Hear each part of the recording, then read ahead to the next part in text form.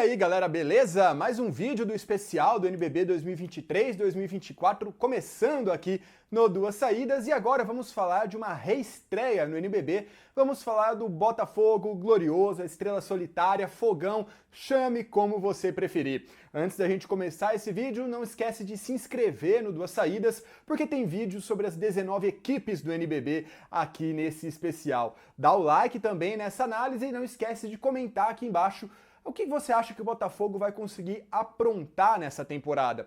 Porque o Botafogo ele já jogou em outras edições do NBB, mas assim como alguns clubes, principalmente do Rio de Janeiro, né, notadamente Botafogo e Vasco, acabou saindo da competição de uma maneira pouco honrada, digamos assim, devendo salários, devendo alguns acordos, de uma maneira um pouco atabalhoada, e agora retorna para uma nova tentativa no NBB com um elenco muito mais modesto, tá? Um elenco montado ali com pouquíssimos reforços, algo bem pontual aqui e ali, e uma base de jogadores da LDB, que disputaram a competição que terminou semanas atrás. Transmitimos vários jogos aqui no Duas Saídas do Botafogo, inclusive também aqui no nosso canal. Então o Botafogo volta com um elenco que pode ser desconhecido da maior parte do público que acompanha apenas o NBB. Já que a maior parte desses jogadores farão suas primeiras experiências, terão suas primeiras participações, ou pelo menos participações relevantes, no basquete de elite brasileiro, e o Botafogo chega então com uma equipe com esse perfil. É bem mais modesto, é uma equipe para começar um projeto de baixo, com calma, sem estripulia, sem grandes orçamento, super salários e nada que fique muito complicado do clube honrar depois. Essa é a grande verdade, porque o passado recente do Botafogo no NBB acaba mostrando que chegar muito com os dois pés na porta, sem um planejamento muito bem feito, é complicado. Então vamos pegar aqui a lista do elenco do Botafogo, porque é um elenco numeroso, são 14 atletas já anunciados, mas conhecidos já com larga experiência de NBB são raros, são bem poucos. Vamos à lista. Armação: Mateuzinho, esse sim, aquele Mateuzinho de Flamengo, Pato e Fortaleza. Ramiro Santiago, reforço argentino que está chegando agora, e Patrick Carioca. Nas alas você tem Isaac Thornton, também aquele de Pato e Cerrado, Luan, Iago, Matheus Jordan, Felipe, Zibek e Lucas Rodrigues. E nos pivôs você tem Guizão, Gigante, Emanuel Matias e Bebeto. O técnico é o Miguel Palmier, o mesmo técnico, na verdade, da LDB. De todos esses 14 atletas que eu falei, 6 apenas são reforços. Tá? O Guizão estava no 3x3, o Ramiro estava no basquete universitário norte-americano, o Mateuzinho estava por aqui, o Thornton jogou no Cerrado pouco tempo atrás. Pegando aqui a lista, quem mais? Emanuel já passou por outros clubes aqui no Brasil também, assim como o Patrick Carioca. O restante, de fato, são atletas que disputaram ali a última LDB. E é uma equipe, pela experiência, pelo orçamento, por todo o cenário que se constrói no Botafogo nesse NBB, é uma equipe de fato modesta, que o objetivo principal é tentar de alguma maneira pegar uma das 16 vagas, uma das últimas 16 vagas aos playoffs. O cenário, o teto do Botafogo nesta temporada, se tudo der muito certo, é não ser um dos últimos 3 colocados no NBB, o que já vai ser uma tarefa bem complicada, principalmente pelo fato da inexperiência. Tá? É até complicado a gente pensar em como essa equipe joga, porque o basquete de NBB e LDB é muito diferente. O Botafogo também não está fazendo uma grandíssima preparação com amistosos, jogos transmitidos e tudo mais, para que a gente possa ter uma ideia um pouco melhor do que vai ser essa equipe. E mesmo que fosse exatamente igual à LDB, quando você tem Mateuzinho e Isaac Thornton, a gravidade, a importância deles ao redor do jogo, ao redor do elenco, acaba modificando completamente o sistema de uma equipe. Qual que é a grande vantagem desse Botafogo, se a gente for pensar em retrospecto? O Pato Basquete de alguns anos atrás, acho que foi 2021, quando o Mateuzinho e Isaac Thornton dividiram a quadra no Paraná, lá em Pato Basquete, tinha uma característica parecida. Eram pouquíssimos atletas ali com experiência de NBB, tinha alguma peça ou outra mais experiente além deles, sim, mas de certa maneira eles puxavam, eles tinham maior volume, eles tinham uma maior experiência, maior bola na mão ali, e o Pato foi para os playoffs. O Carrapato foi para os playoffs naquele ano, então isso pode dar alguma esperança para o torcedor botafoguense ainda nesta temporada e de fato ancorar tudo, principalmente nestes dois nomes. Falando dos outros reforços, tá? Ramiro Santiago estava no basquete universitário americano, ele chega depois de vários anos lá, é a primeira experiência dele como profissional. E precisa talvez de uma adaptação dupla, tá? Argentinos, quando vêm para cá, nem sempre dão certo de primeira. Jogadores, ainda que brasileiros, quando vêm do basquete universitário norte-americano na primeira temporada, precisam de um tempo ainda para acostumar. Mesmo jogadores que dão certo depois. Se você for pegar alguns exemplos recentes, Lucas Sievert, hoje no São Paulo, Rafael Mumford, que agora está na Espanha, mas veio para o Pinheiros, um pouco antes, Renan Lenz, são jogadores que quando vêm do basquete universitário a norte-americano precisam ali de algum tempo de adaptação porque é bem diferente. Nesse caso, está acontecendo, deve acontecer isso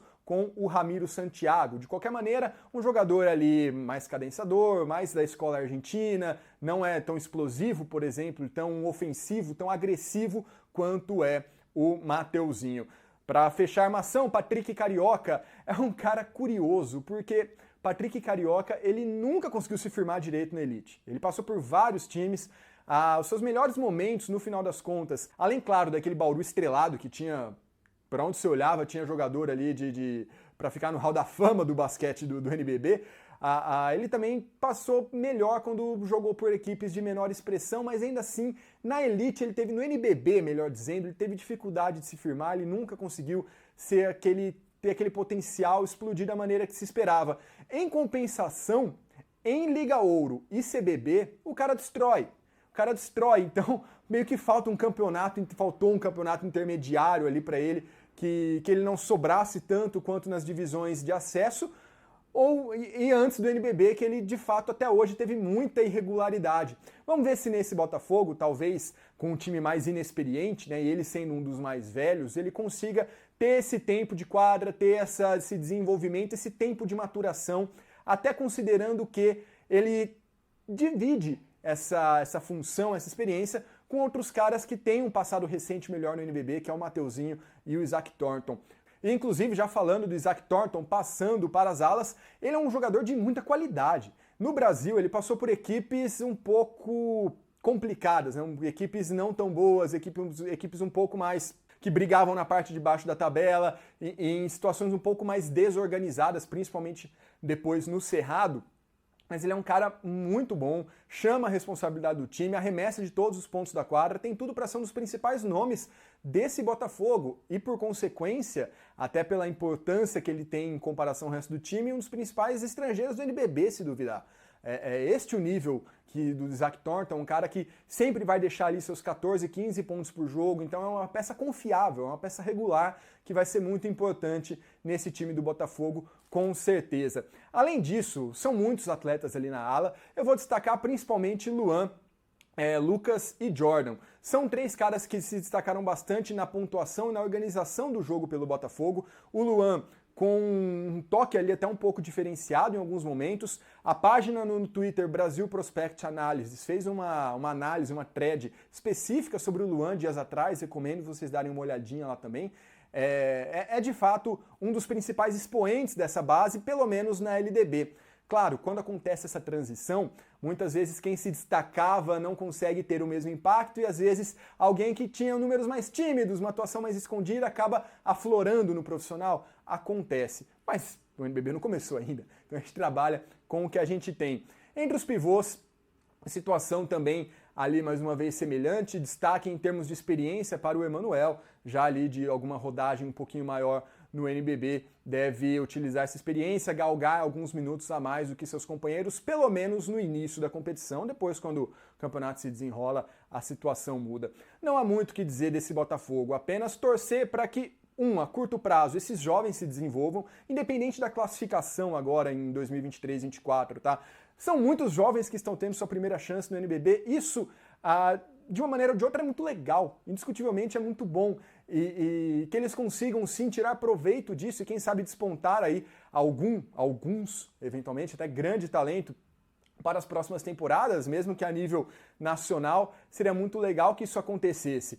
E a médio e longo prazo, que o Botafogo sim consiga ter um projeto estável, um projeto que não tenha problemas com dívidas, que não tenha problemas com acordos que faz com seus atletas, porque no final das contas, de pouco ou nada adianta um clube de camisa, um clube de peso, com todo o potencial que um Botafogo tem a oferecer ao basquete brasileiro, e já ofereceu em tempos atrás, de nada adianta que chegue de uma forma completamente irresponsável, como foi parte da gestão, pelo menos em anos anteriores. Essa é uma torcida que a gente tem para o basquete brasileiro como um todo funcionar, porque um Botafogo forte não é bom apenas para o Botafogo, é bom para o basquete do Rio de Janeiro, que hoje está meio às traças, é bom para o Flamengo e para o Vasco em termos de rivalidades locais, para as outras equipes, por ter mais um polo forte no campeonato, é bom para todo mundo, é benéfico para todo mundo, além de todo o potencial de peso que um Botafogo pode trazer.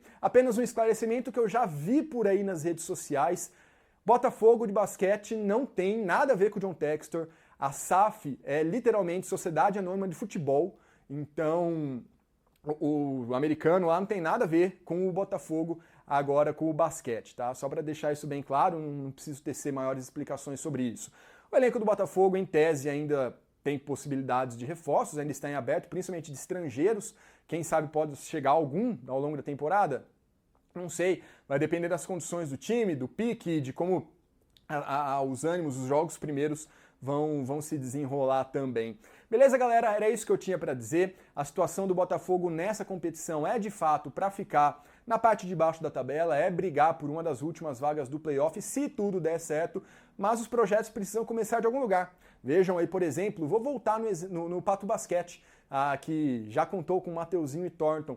Começou numa situação semelhante, tá? Sem tanto uso de atletas da LDB, era algo mais regionalizado ali no sul do Paraná, mas com o tempo se desenvolveu com responsabilidade, a torcida abraçou e hoje já consegue figurar nos playoffs, já é um time considerado muito chato de se enfrentar, já revelou alguns bons nomes, por exemplo o Novaes esse ano, mas é papo para análise do Pato Basquete em si, estamos falando do Botafogo. O que eu quero dizer é: não desanime eventualmente, torcedor botafoguense, caso os resultados não venham como vocês esperem esse ano. Se vier, ótimo, calem a boca do analista, do comentarista. Mas, mesmo se não vierem, que o projeto seja saudável e duradouro. Isso é importante porque com o tempo as vitórias, os resultados vêm. Beleza, galera? Era essa a análise do Fogão. Não esquece de curtir esse vídeo, se inscrever aqui no Duas Saídas e acompanhar na playlist aqui ou aqui em cima nos cards os outros vídeos dessa série. Tem vídeos sobre os 19 times que disputarão o NBB. Beleza? Muito obrigado, até a próxima. Falou!